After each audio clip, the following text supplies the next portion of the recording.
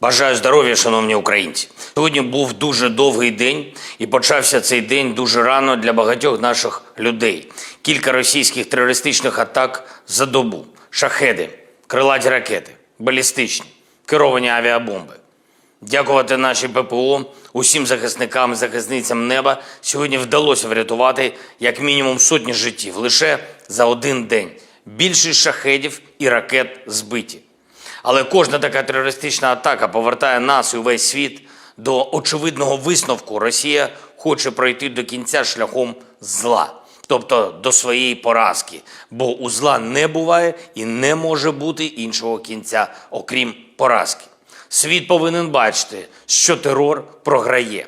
Коли патріоти в руках українців забезпечують 100% збиття будь-яких російських ракет, терор програє.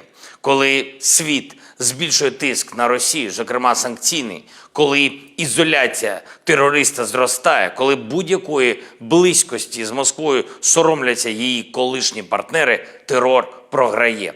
І, звичайно, немає більшого приниження для держави-терориста, ніж успіхи наших воїнів. Власне, нашими успіхами, нашим тиском, нашими патріотами ми маємо і будемо і надалі відповідати Росії на всі прояви її зла. І ми знищимо це зло. Ніхто інший у світі не застосовує зброю проти зла ефективніше, ніж українці. Сьогодні провів засідання Ставки. Доповіді дуже конкретні. Постачання нових систем ППО і ракет до них. Відповідні домовленості з партнерами. Ефективність нашої ППО і те, що може зробити захист неба, сильніше. Влучання, які, на жаль, є. Наші оборонці вміють учитись і зроблять все, щоб терористам стало значно складніше. Доповідали на Ставці, як і завжди, главком та командувачі оперативних напрямків. Не тільки забезпечення боєприпасами, не тільки підготовка нових бригад, не тільки наша тактика, але й терміни. Це те, що максимально важливо. Терміни щодо того, як ми будемо рухатись. Будемо. Рішення ухвалені. Я дякую кожному солдату і сержанту, офіцеру і генералу, кожній бригаді, які підготувались. Провів сьогодні також доволі змістовну нараду із нашими міжнародниками. Готуємо нові спільні з партнерами кроки для посилення нашого захисту. І для наших активних дій. Немає і не буде альтернативи повному звільненню нашої землі, немає і не буде альтернативи повному захисту наших цінностей. І я вдячний усім нашим партнерам, які розуміють, що повага до кожного людського життя, свобода людини та міжнародне право – це такі цінності, щодо яких компроміси неможливі.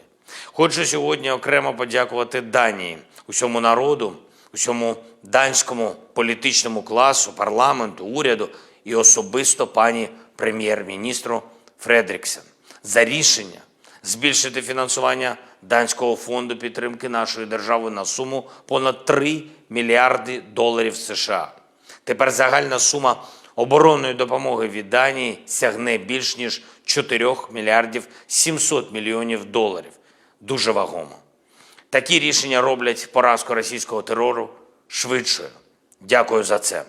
Говорив сьогодні з прем'єр-міністром Камбоджі Хун Сеном.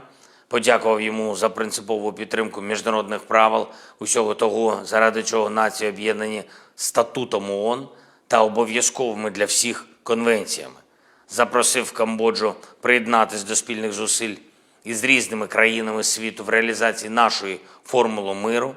Це спільне глобальне завдання – не дати Росії зробити терор чимось звичним для світу, коли хтось інший захворіє цим злом. Щойно перед записом цього звернення провів ще 2 розмови. Говорив з прем'єр-міністром Нідерландів Марком Рютте, поінформував про удари терористів, подякував за готовність надалі допомагати нам захищати людей. Нідерланди серед лідерів в допомозі для захисту від терору, для притягнення терористів до відповідальності. Обговорили нашу оборонну взаємодію, нашу нову авіаційну коаліцію, коаліцію сучасних винищувачів, яку створюємо і створимо. Звичайно, обговорили і посилення нашої ППО.